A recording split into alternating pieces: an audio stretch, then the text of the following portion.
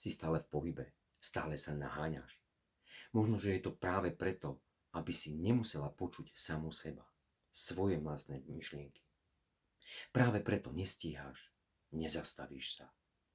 Ale iba makáš, lebo ticho je pre teba veľmi, veľmi nebezpečné.